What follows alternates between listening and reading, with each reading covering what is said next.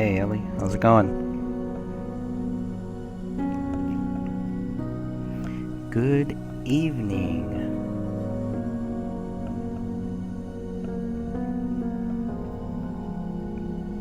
Yeah, thanks Sophia. Yeah, it's just some music from the YouTube, so it's their copyright-free music.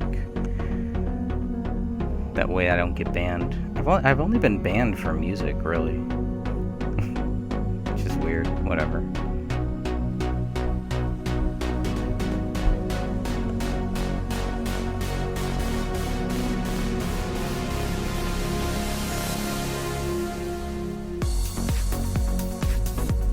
Changed a little bit. Changed all this.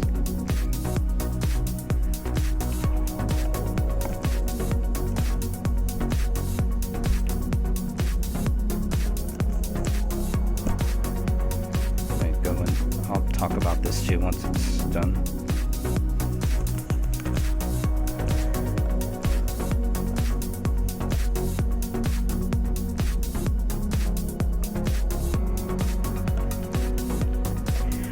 Whole year and longer. 5 years, basically.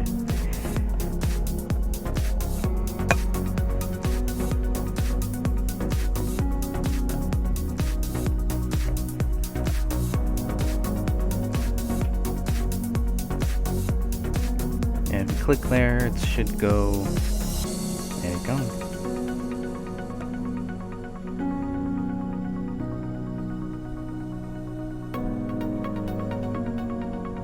Nice. Thanks, Ellie. Appreciate that. I won't be on too long live. Just for a few minutes here.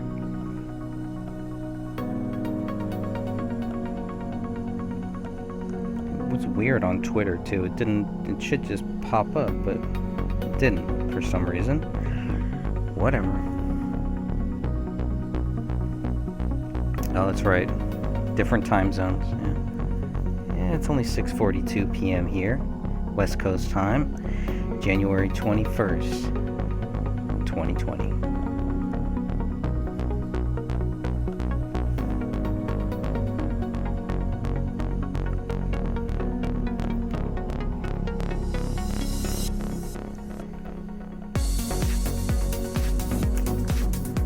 Best place to get the book will still be lulu.com, but it'll be on Amazon, Barnes & Nobles, all those good places. But you can always get it free. You can download that puppy right now. Read it. Everything is source. If there's anything I missed, if there's anything I got wrong, I want to be open to that. I want people to let me know that, because they're looking out for me. I do appreciate, always. 238 pages.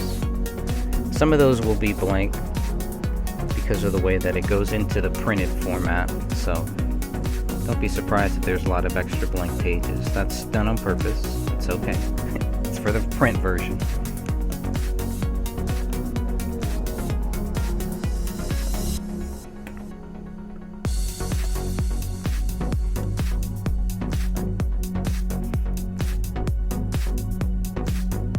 Yeah, it's cool. I mean,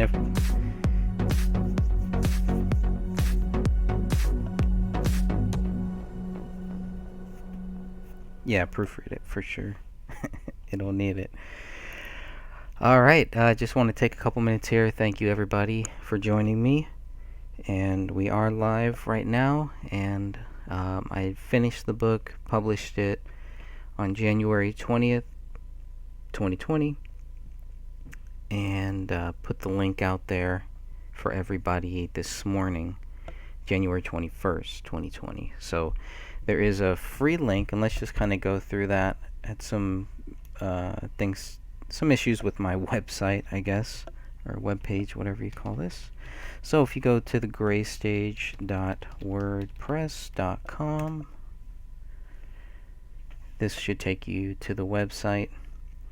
I need to get rid of this little picture here, I don't like that, because when you click on it, it just goes nowhere. It goes to the same thing. So I don't know how that got in there, but I'll be taking that out. There's a quick link directly right here. I think that will take you to the book. And then this one just takes you back.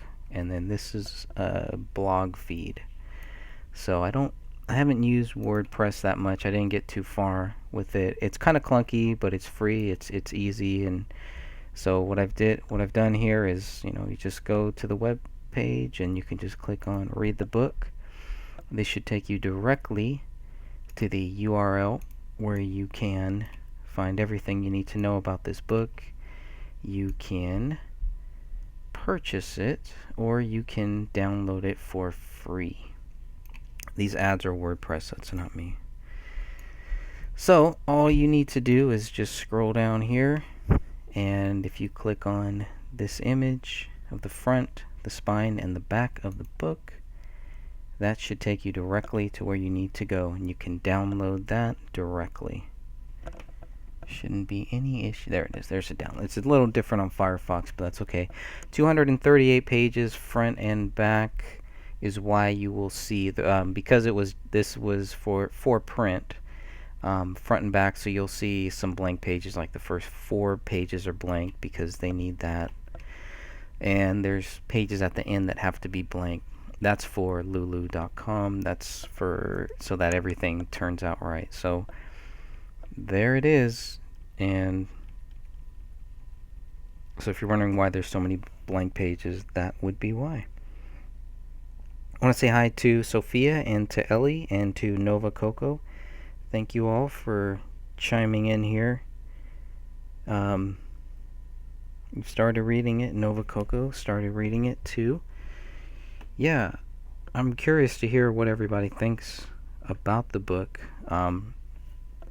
What they like, what you didn't like, what I could have done better, things that were left out, if you thought that I missed something, or maybe even if there was stuff that didn't really need to be in there to tell this story.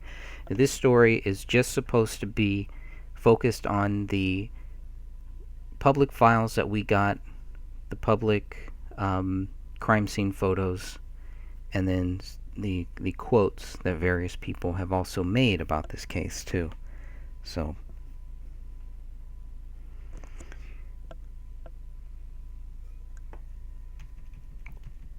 scroll down here.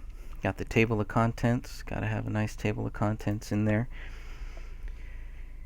Let's see. Sophia says, oh nice, how nice. Sophia says, I wish this would have come out at Christmas. It would have made a great gift. Yeah, that was the original plan, really, was to come out on Christmas Day. And, that was the day that's the date that is on Komel's headstone in Texas. The date of her death is listed, is on that headstone as December 25th, which I thought was kind of weird. Because nobody really knows. So that was a weird date to put on there. Then I wanted it to be January 17th to mark the 5 years, and that didn't work out, but I think this worked out perfectly. So January 20th and then January 21st. So I just wanted to come on here briefly just to let everybody kind of know where they could get this book if you did want to read it, if you did want to purchase it. I'm just going to show you all that now. Yes, do an honest book review. It's very important. I'm just one person. This is just me looking at these documents, looking at all this stuff, conversing with so many researchers, talking with so many people on these conference calls. Books and books of just notes and notes, and endless talks with some of the best researchers that I've ever had the experience with. Whether things ended on good terms, bad terms, in different, whether they had other issues, they had other problems that they had to go and they had to take care of, health problems. I want to make sure we all pray for Walter, because he is he's he really needs some prayer. He was going to join us Friday, and he just could not join us. He wasn't able to. So please pray for his health and just to keep him in good spirits. And who knows? I would love to get him back on one of these days here too, because he was always somebody that I could always bounce ideas off of, and always someone that I could just kind of say, what do you think about this? And it's good to have those people, and he was one of the first that I ever had. We're talking about September 11th, the Bohemian Grove, the New World Order, John F. Kennedy, all of that stuff. And so when the David Crowley case came up, I kind of bounced some ideas off of him, but it really wasn't until we did the live show where it was just he and I, and we were just talking about, I forget what episode of Heart Talk that was, but and he starts asking me questions, and that's what it really is, and that's what really has helped me grow. What has helped me get to this point is, he's like, well, okay, what about this? What about the government hit? What about, and we would just play out all of these different things, and it's really nice to have people like that. It's really good to have people who you can bounce those ideas off of, and yeah, I'm just blessed to have so many people that I've been able to do that with. Dan Hennon too. He was another one before this case, and we were talking about other cases, mostly about the Philip Marshall case, which is very similar to the David Crowley case in many ways. So, and then of course I always blame Dan Hennon for even getting me involved in this case. But I think it wasn't really anything that Dan could have really said that would have made me go, oh, okay, there's something weird here. It was just like, I really had to look at it for myself. I had to look at this and try to research, find as many documents as much as I could. And I do wonder, if we wouldn't have gotten all of the documents, all of the crime scene photos that we have now, I wonder how that would have changed my view on this case. And I probably would have leaned more towards the fact, or not the fact, but I probably would have leaned more towards the theory that David Crowley was guilty. I would have been a lot more open to that possibility. It's only because we were able to get these documents. It's only because we were able to get these crime scene photos. It's only because we were able to talk to people who were tied into this case in different ways. And that took a long time. It took effort. It took me a very, very long time. Anybody who knows me knows that I move very, very slow, if I move at all. And that's what I did here. I move slowly. I wrote something called A Gray Shame, maybe 15 pages, maybe. And that's where it all started for me. That's when I started getting calls and having weird things happen, and I was reached out to by people who should not even be reaching out to me, and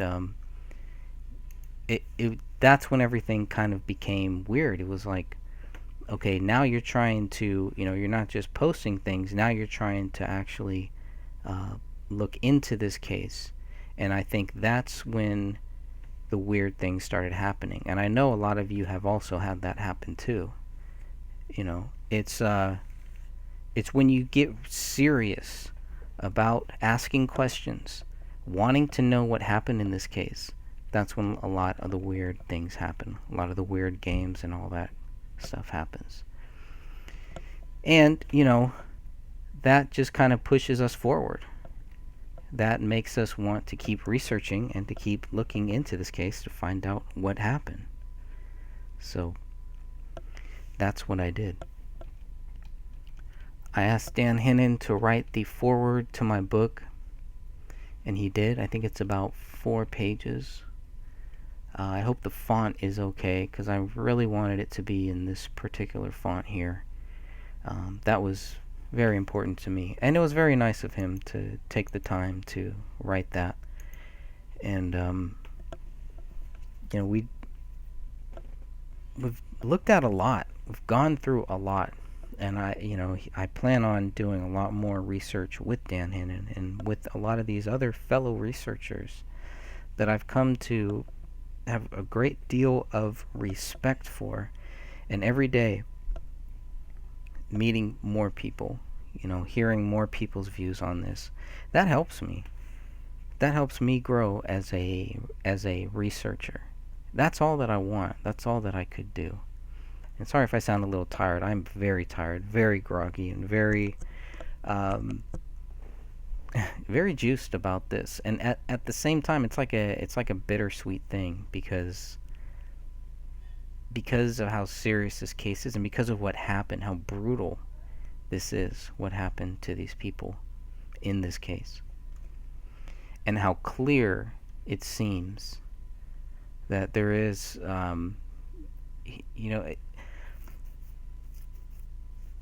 even if you didn't want to say that there was foul play involved in this, and even if you really wanted to keep an open mind and say, okay, David's guilty, let me go find out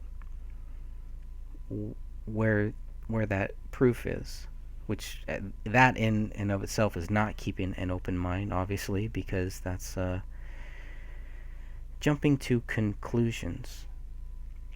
And so the best researchers have been able to kind of, just keep at it, keep chipping away, and keep asking questions. The more data that people have, the more data that we can give them, I just think the more people are going to see what most of us here are seeing publicly, and what I think that family members and even friends, they understand this privately, whether they will go public with it or not. So this is not this is not my view of what happened. That's not what this book is. It was never meant to be like that. It was never going to be like that. Anybody who's read anything that I've ever done should know that. It was very clear how I was going to write this, what I was going to do. This was never going to be a case of writing something to make money off of it. It was never going to be a case of tricking people and then one day turning and saying that I always knew that David Crowley was guilty or something like that, which has happened. I've had people question me about that, and there's nothing wrong with that. There's nothing wrong with asking me about that. I don't have any problem with that, but I can only be honest with you. I can only tell you that we're real researchers looking into this, and I hope that this book will help other researchers kind of get caught up on this. So I'm just kind of scrolling a little bit through here, through some of the forward from Dan. Yeah, it's about 4 pages. Thought it was good. Now there was things that I did take out, and I don't know, maybe in a future show, I'm thinking maybe we can just, those might make good subtopics that we can bring up later on. That's what I'm hoping. So let's see. Okay. Ellie says, at this point I think it's fair to say that they were slaughtered. Yeah, well, I mean I think that's where it comes into play, where it's like you look at all of the blood, all the stuff that is in the house. I know there's not blood where it should be, but I'm talking about where the blood is, and on that wall. There shouldn't be any blood on that wall. Why would anybody ever write anybody else's name in blood on that wall? And why is that just kind of glossed over? But so yeah, they were slaughtered. If you look at those bodies, look at what happened to those bodies. They were slaughtered. The only way that they can say that they weren't is to say that it was after their death, which is that's also weird too. There's something very weird about them just kind of jumping the gun on that. Um, Nova Coco says, "Hey Greg, do you know if they will ship the book to New Zealand and how much for it in NZ dollars?" I'm not sure about that. Um, I know we can go and take a look over there. It might be different because it will be on Amazon and Barnes and Noble probably in like another week. I think it takes a little time there, but I don't know if, let's see, if you guys have New Zealand. I don't know if they have. So if you go to lulu.com, I guess that would probably be the best way. If you can get there, then you would know that that you could make that purchase. So I'm not really sure, but I do know with your Amazon, yes, you can do that. So if you want to wait, wait maybe another week or two, or else I would say just go here and see how far you can get. Um, they should be able to send it to you. Maybe there's somewhere that I can check on that actually here while I'm here to see. But I do believe they are in Europe, so I do believe they are in the UK, New Zealand, Australia. I could be wrong, but yeah, I think they should too. So you can definitely check that one out. See if there's anything else. I think that really was about it. I just wanted to kind of jump on here and let everybody know where they can go, where they can get the book if you want to get that in a free download. And I also put it right here. I need to move this up. Actually, the Gray Stage book should be one up. But you can also just go to thegraystage.wordpress.com, scroll down to the bottom, and where all of the documents are, I've also added the book link there. So you can just, now that's for the free version. You can just download that free PDF right there. To get the paid version, you want to go to lulu.com, put in Greg Fernandez Jr., or you can just go to my website, thegraystage.wordpress.com, and just click on where it says The Gray Stage Book. And from right there, you'll scroll down. I'll be adjusting some of this. There's way too much going on here, but and you go to available.now. Boom, that'll take you to the lulu.com link. Or you can just go and purchase a physical copy here. That'll take you to the same place. And then very soon, once it's on Barnes and Noble and all of the other online places, I'll have those links up there too. So try to make it as easy for anybody who wants to. For the signed copy, that's what I'm working on now, and I was gonna kind of ask what everybody thought about that. With the signed copy, yeah, I gotta figure out the best way. Maybe I'll set up. I mean, I don't know. I don't know if I'd just say, hey, send me $15 to my PayPal, and then I'll, with your shipping address, where to ship it, and then I'll ship it back signed. I think that might be the easiest way. I don't know. I'm trying to think of the easiest, fastest way to actually do that. So that might be the easiest way, and then I'll just order it and have it sent out there. I don't know. I'll figure all that out. But I'm gonna go let my cat in 1 second here.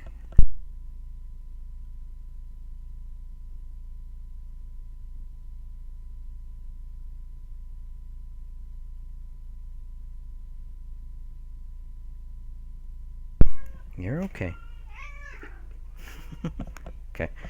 All right. I'm gonna go ahead and wrap this up here. I just wanted to kind of make it clear where everybody could get that if they wanted to. And oh, I did add. Let me go back. Is this still the main page here? No, it's not the main page. I did add finally the phone records. So David's old phone number, Komel's old phone number, David's new phone number, and Komel's new phone number. I've added those 4 in there. I also added the military record, David's military record, so if anybody wants to see that. I don't know if there's anything that I missed.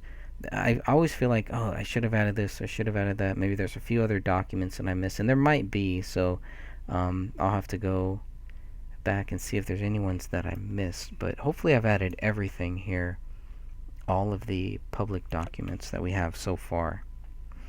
Hey, Patty, how's it going? Thanks for joining in.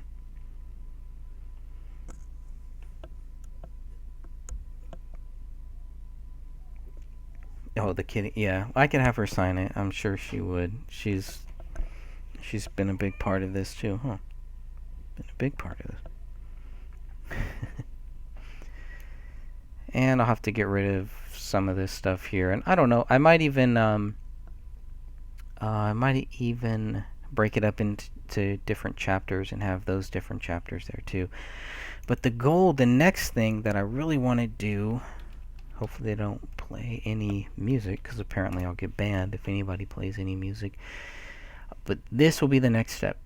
This will be where the book gets turned into an audiobook, and I'm looking forward to that process. Yeah, I think that'll be the final step there, I think.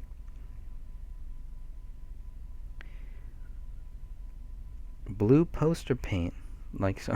Yeah. Okay, Patty, we can do that. Definitely not red. Yeah, no red. No red paint. Only the good paint.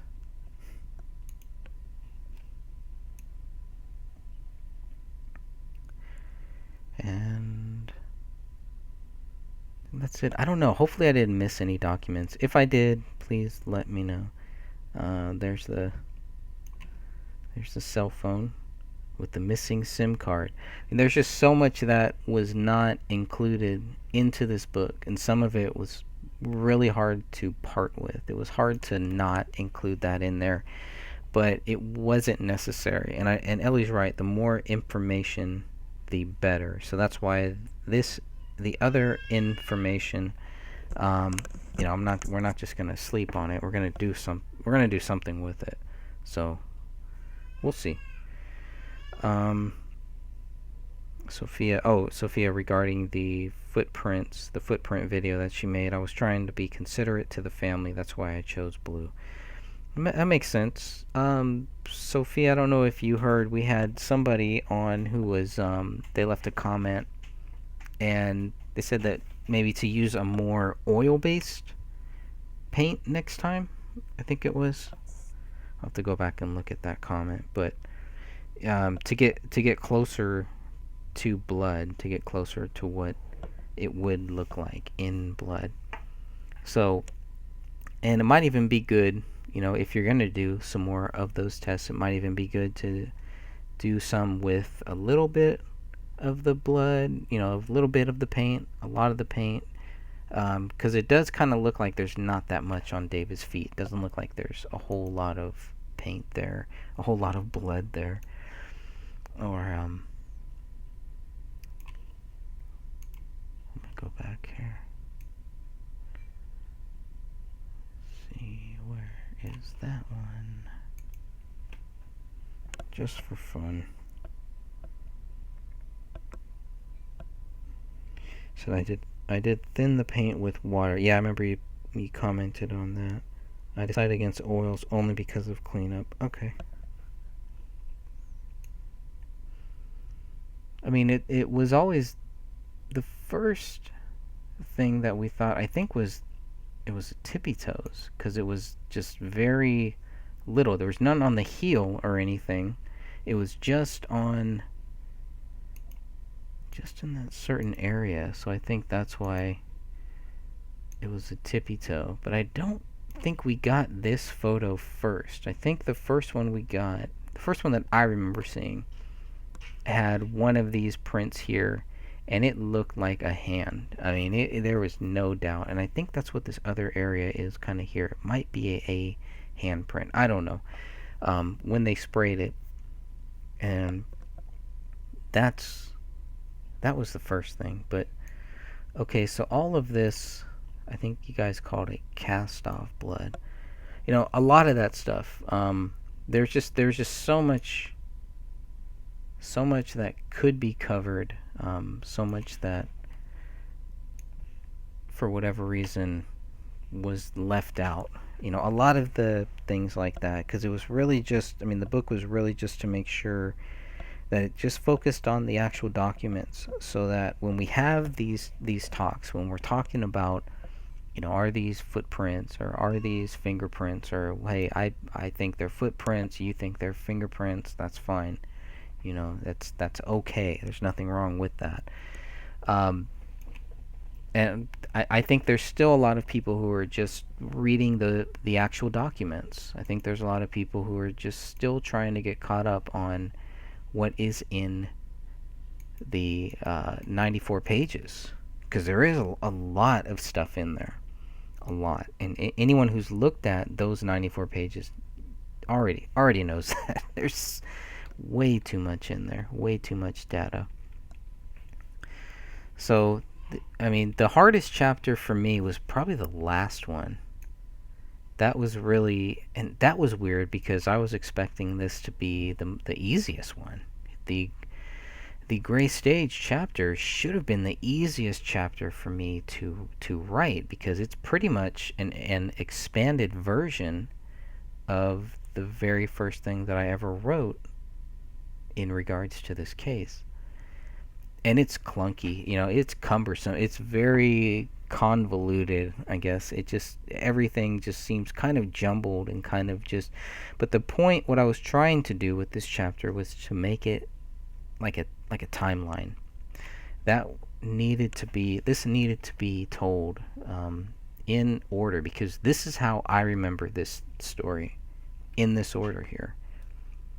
Looking at everything, and instead of having, okay, we know David, okay, then we're going to go back, it needed to be as much of a timeline, as a linear timeline as possible, because I know that is what's going to help people get caught up.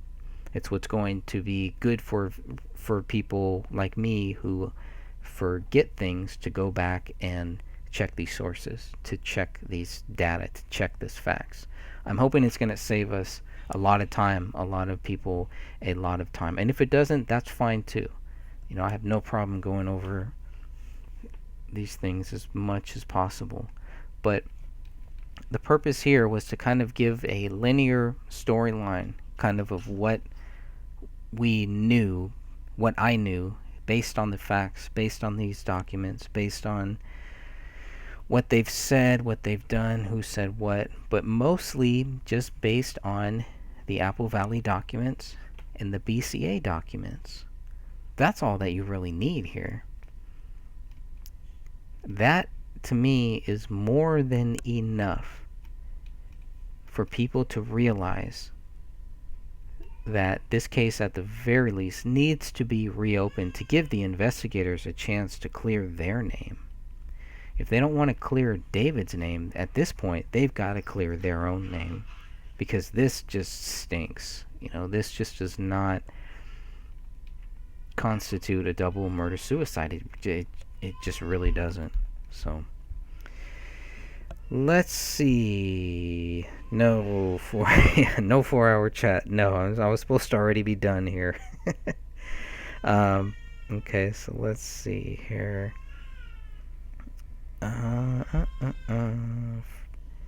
Fairly certain. Yeah, Sophia is fairly certain that it is a hand. Yeah, I could see maybe some of that being a hand. I don't think it's all handprints. I don't think anybody's walking on their hands here. I do believe these are footprint. I definitely believe this is a footprint. I definitely believe this is a footprint. But that doesn't make me right. And that doesn't make me scared to be wrong either, because it's not gonna do me any good to just think that I'm right. That's not gonna help. If I end there, I can start there, because I'm definitely starting there, because I do think that I'm right. I do think that these are footprints here, and I do think that the investigators, they've all separately documented those as footprints.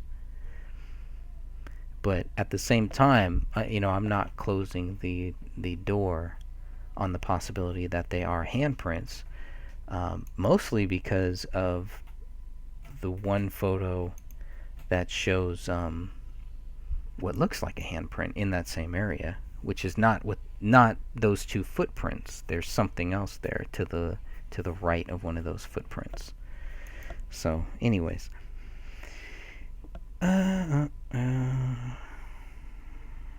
Yeah, a lot of things were never tested. Patty says, I do think she was hit over the head a few times, cast off in hair and brain matter on chair. She might have been in a fight or flight and reached the floor. I don't know. Yeah, it's not a bad thought there. And Sophia says, oh, no, the cast off was never tested. Okay, yeah, it wasn't tested. Well, the footprints were really never either. So, whatever. Oh boy, just another thing. I'm trying to get to that photo where they paint. They paint them blue, pretty much. So blue is definitely the right. I think blue is the right color for that because of that reason here. Let's see. Okay, so those are the ones, but I want to get to where they're painted, where they're sprayed. Should be at the bottom here. Here we go. So BCA 5013, to me, this looks like a footprint here. To me. When I look at it there, it does. This looks like the Greek foot, David's foot. So, I don't know. I mean, they did all those tests. Where's the results on all of this stuff that they did here? I'd like to see that. Maybe we just don't have it, but I mean, this one here kind of looks like a fingerprint, so I don't know. It looks like a whole hand went down. But again, I don't think somebody's walking around on their hands and not using their feet. But that's all right. I'll just zoom in on this one here as well. So there's the D, there's the E. Yeah, so I mean, I don't know. It kind of looks like a foot, but then when they spray it, it kind of looks more like a hand.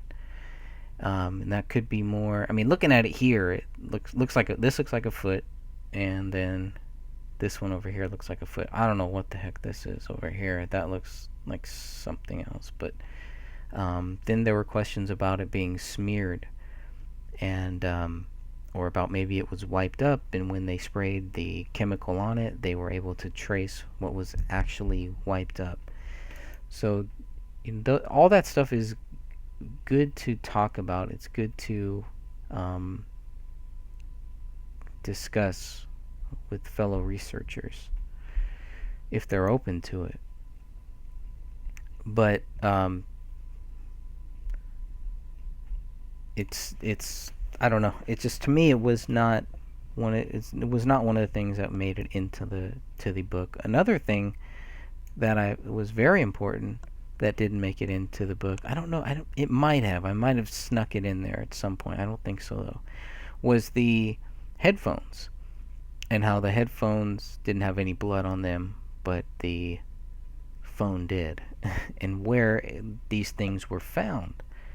Yeah, it looks like an empty your pocket deal.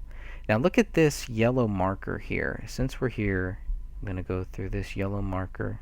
Okay, keep an eye on that yellow marker there, because when you look at the glass table where the teapot is and where the ring is placed later on and photographed, one of those yellow markers is there, and I can never really figure out what that one was. Come on. Alright, let me see if it's in this set of photos or if it's in the Apple Valley ones. But it's where you can clearly see there's that yellow marker, and there's like a yellow piece of paper or something next to it. And it's just the weirdest thing. It's one of the oddest photos that I still kind of am like, what the heck is that? So let me see if I can find it. I will do my best to look for it before I know it's here, and then I will have to jump off very soon. But I just want people to look at this, and I'd like to get some views on this one. It looks like a piece of like yellow construction paper. It's just odd. Of course, now I'm not going to be able to find it, I'm sure. It might be in the Apple Valley crime scene photos. Okay,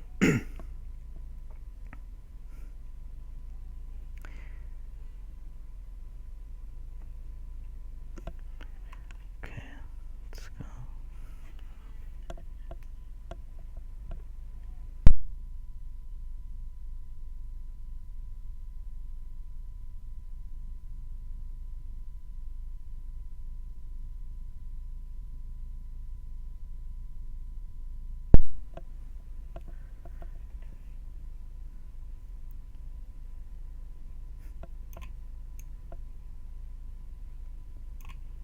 This was the first one, DSC 0238. So this was the first image that I ever saw of this, and it's like, if you look at where the E is next to the 14, that was like, okay, that looks like a hand to me. The others, I think, look like feet. This one definitely, this one even, I was kind of wondering, is that a dog paw? But look at all of this. Look at how all of this other stuff here. Does that show that something was actually wiped up? That's been a big question there. Okay, I'm gonna find, oh, maybe it's this one here. Yes, it is. Very quickly, very quickly. So I'm so burnt out, I'm gonna crash pretty soon here. Okay, this yellow marker.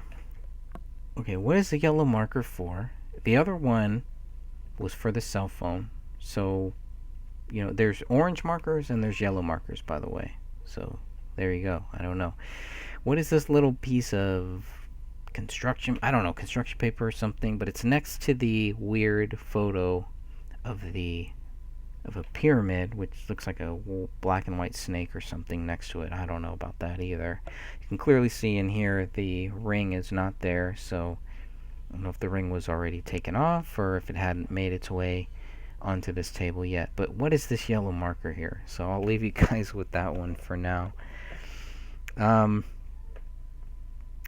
and that should do it. So again, just everybody knows where to go, where to get this book. If you have a website and if you want to host this, you want to download it, put it onto your own website, you're more than welcome to. I want to get this into the hands of as many researchers as possible. That is the goal. And the goal was not to get my view into the hands of as many people as possible. It's to get the documents, to get the information in these documents. So that is very important to me. That was one of the main things. I wanted to keep my personal views out of it as much as possible, as much as I could. I do have my own views on things, but I definitely wanted to stick to these documents as much as possible and just kind of be like a quick sheet for the thousands for the thousands of pages that we have, or hundreds of pages that we have of documents. A quick reference. When people say, oh, well, that sounds weird, then they can go and they can look it up. Source number this, source number that. I think 10 pages of sources, maybe even more, that just gives you where those sources are. So, and based on that, I think people will be able to understand that there's just nothing here to prove David Crowley guilty. All right, Ellie says, like you said, a trail of breadcrumbs. Yeah, it could be. I mean, they just leave us little crumbs here, and so let's find the meat in the breadcrumbs. How about that? Ellie says, a wise man knows he knows nothing at all, but I do know they were not killed there on that rug 100%. Yeah, I have a lot of people that say that and that think that. And when I listen to why they say that and why they think that, it's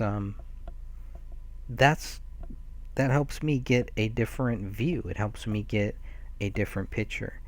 And it helps me see maybe things that I'm not seeing here. So I mean, I'm open to a lot of different things. happening here. There are some things that I'm not open to. That I just am like, no, not even going to go down that rabbit hole because it's not a rabbit hole. It's just a trail of crap. But, a trail of crap to somebody else might be a rabbit hole to another person. You just never know. But whatever road, whatever you want to look at, wherever you want to go, I hope that this book helps answer some of those basic facts. It helps answer some of the basic questions, giving you some of the basic facts that we have, that the public has. So when people try to tell you that these are not facts, I mean, you can just say, well, this is what the document says. This is what these people say. There's nothing in here in these 1,000 pages that show that David Crowley is guilty. And if there aren't any pages that show that he's guilty, then I think that's a good place to start. It's a good way to start. And for me, it's a good way to go back, to go forward, which I do many times in these cases. So, all right, everyone. Thanks again.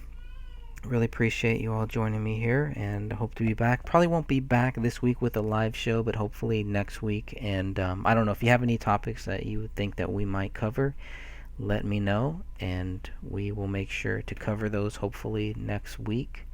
I think I'll grab some of the stuff that I did not put in the book, and we'll make that at least part of what we talk about.